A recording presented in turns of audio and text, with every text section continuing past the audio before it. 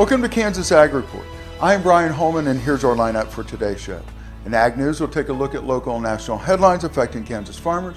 In our Ag Feature, Ken talks with Senator Pat Roberts about the new Farm Bill. In Inside Kansas Ag, Kansas Wheat talks Mosaic Rust, and KDA talks 2017 State Fair. And in News You Need to Know, we get our weekly update from the Kansas Livestock Association, look back at last week's market activity with the guys from Paragon, and we'll let you know about important events coming up around the state of Kansas. Glad you could join us. Closed captioning brought to you by The Soybean Checkoff. Progress powered by Kansas farmers. KansasSoybeans.org. Farm Bureau, a grassroots ag organization representing the state's farmers and ranchers since 1919. KFB.org. Kansas Weed Commission, leaders in the adoption of profitable innovations for weeds. Online at kswheat.com. Kansas Livestock Association, supporting our members' business interests to meet consumers' demands. KLA.org.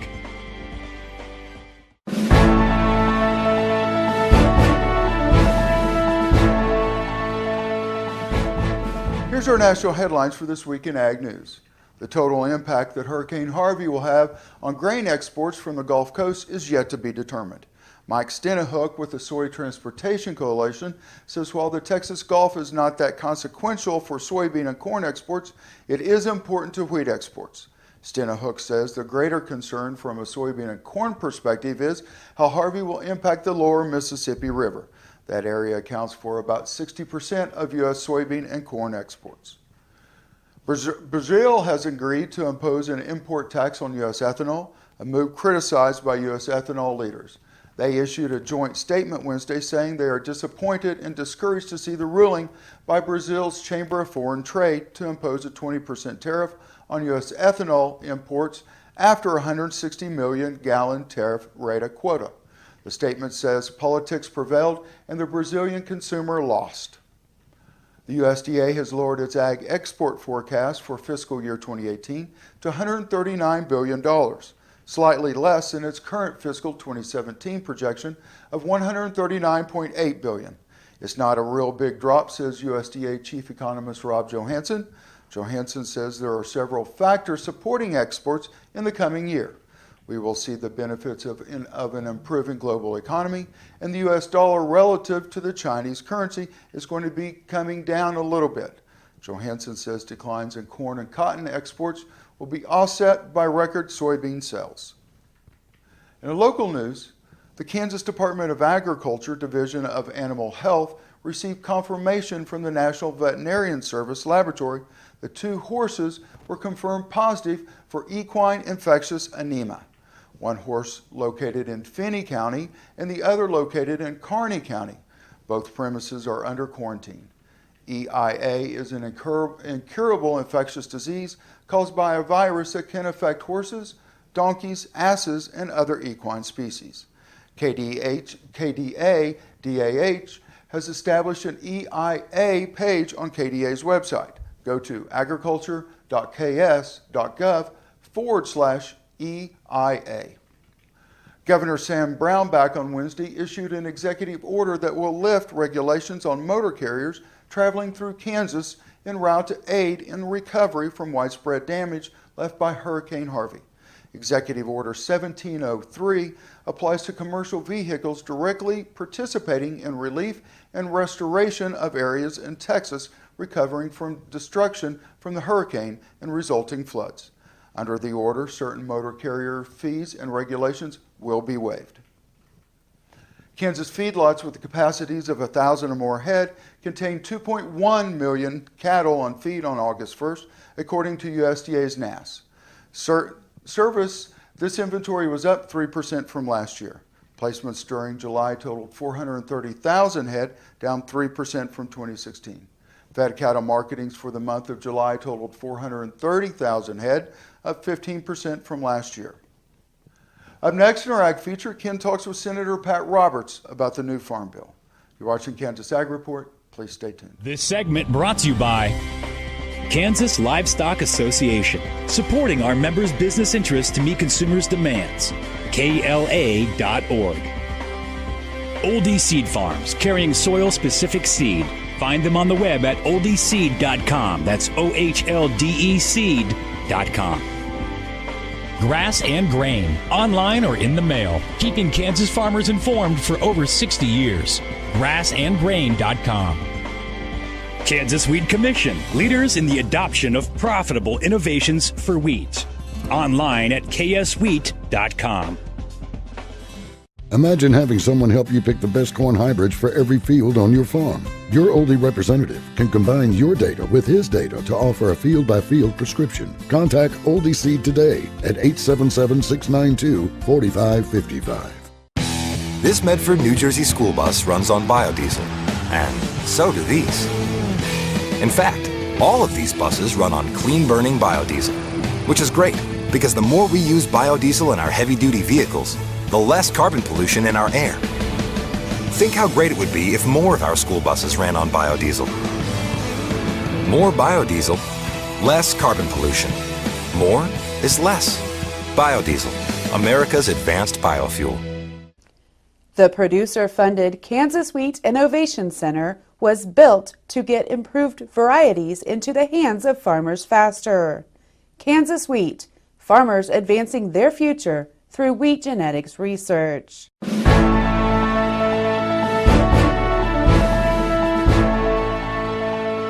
We're being joined now by U.S. Senator Pat Roberts, who's chair of the Senate Ag Committee. He's back in the state, in fact, talking to some folks in Manhattan. And Senator, as we look, you've got a full plate, and least of which is this next farm bill. Yep, that's for sure. We've had quite a few farm hearings around the country. One right here in Manhattan to kick it off. Then we went to Michigan, Montana, Alabama, and other places as well. We've had a lot of hearings in Washington. This is no time for a revolutionary farm bill. We have sat on the wagon tongue and talked with farmers. They want to say, okay, keep what's working, and then what's not working well, let's fix that and go on down the road, and sooner is better than later. Been a lot of discussion about crop insurance, and you've been widely quoted as saying there's going to be no changes. Well, come you know what in high water, you never know. We'll get the same attempts by the same people who do not understand crop insurance, and then try to cut it and use the money for whatever program they want. But we have the president's support. We have a lot of support on the Ag Committee. We wrote as a posse to take care of that $3 billion cut in the omnibus bill a couple of years ago. I think we have a growing awareness, certainly among most members of the Senate, on the value of crop insurance. So I think we'll persevere. There's been a little bit of talk, but not so much this time around, the decoupling of the food programs with the farm bill. Is that really not an issue at all this time around? Well, it's always an issue. I mean, I think there are quite a few in the House. At one time, I was one of them, thinking about, whoa, wait a minute, if we separated nutrition and then the farm bill, what would that outcome be? Then if you get to counting votes, the outcome wouldn't be very good. So in the Senate especially, my friends across the aisle, they are very interested in the nutrition program. Not that we can't really target that program better to the people who truly need it and take a look at the error rates. I think there's been some problems there. But no, that's not going to be separated. And I think if it was, it would be very difficult to pass farm bill. USDA still has a lot of empty slots. Will we get those filled fairly quickly when break is over? Ken, I certainly hope so. My gosh, here we are. We're into the last part of July, August, now into September. Still we're waiting. We have 7 undersecretaries that have to be approved by our committee, and then of course the Senate, and not one of them has been approved yet. Now part of that is due to the obstructionism by quite frankly those across the aisle, and I know they're upset and I know they're mad, quite frankly. But this is no way to operate. This is egregious. I don't think that the president will have his full team on board until next year. That's never happened before in our history. That is terribly counterproductive. We're talking with Senator Pat Roberts. We'll have more in just a moment. You're watching the Kansas Ag Report. This segment brought to you by Farm Bureau, a grassroots ag organization representing the state's farmers and ranchers since 1919. KFB.org. Oldie Seed Farms, carrying soil-specific seed. Find them on the web at oldieseed.com. That's OHLDE seed.com. Grass and Grain, online or in the mail, keeping Kansas farmers informed for over 60 years. Grassandgrain.com. Kansas Wheat Commission, leaders in the adoption of profitable innovations for wheat. Online at kswheat.com.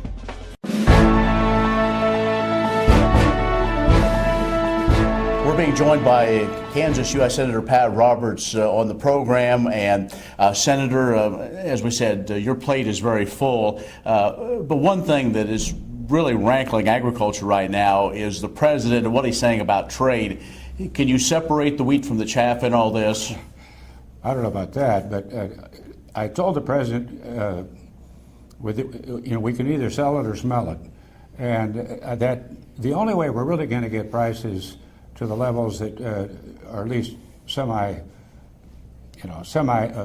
approval rating with regards to our creditors is to have a very robust, aggressive trade program.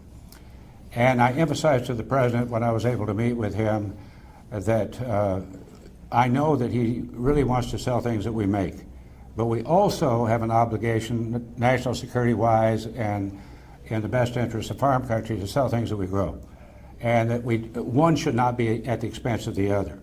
I am a little concerned about the White House Trade Council. There's a couple of economists over there who they want to put a whole bunch of policy changes in every trade bill.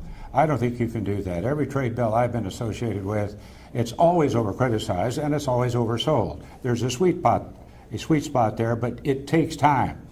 Bob Lighthizer is our new trade leader, and he's a good man. He worked for Bob Dole for 15 years. I know Bob. I told him that we can't eat steel, that there's another side to this, and I think if we persevere, we can get our message across. What about NAFTA? There's a lot of talk that the president has said recently, we may not get a deal, so we may abandon it. No, we're not going to do that. When I visited with him, and it hasn't been that long ago, he was talking about termination. I said, thank you for saying we're going to renegotiate. We could say modernize. We could say improve. The Roberts verb is fix. And I think he's calmed down, at least when he's talking to people that have the responsibility about trade. I know that's a campaign line that he picks up from time to time. But no, I think we'll be okay. We just had our first NAFTA meeting in Washington. There were a couple of things that were brought up that I think could be counterproductive. I'm worried about it. But we have one in Seattle, Washington, I think, one up in Canada, and then one in Mexico. And the president's put that on a fast track. So if we have a fast track on trade, and so I think he knows that he wants to get to that issue very much. And I just warned him that whatever tariff you put on a country, their retaliation is obviously going to be agriculture. We always take it first, and so be careful with regards to what we do. Before we let you go, got to ask you, Farm Bill, will it be done this year, early next? I hope so. Farmers have told me sooner than better. It would provide a lot of stability and predictability. Imagine those two things, actually going on in Washington. Now, do we have enough floor time? No. Are we really pressured with a lot of other issues? Yes. Do we have the supporting committee? I think we can mark up a bill. Now, that doesn't mean it's going to get done immediately, but if we get it done in the House, I know that Mike Conaway, who is my chairman over in the House, I say my chairman, we're good friends, and so we would have to go to conference, and then we'd have to get a bill. But let's get a bill first in the Senate if we can, and I know our House members will try to do the same. Thank you very much for your time. Appreciate it. Always appreciate it. Thank you. Senator Pat Roberts has joined us. We'll have more in just a moment. You're watching the Kansas Ag Report.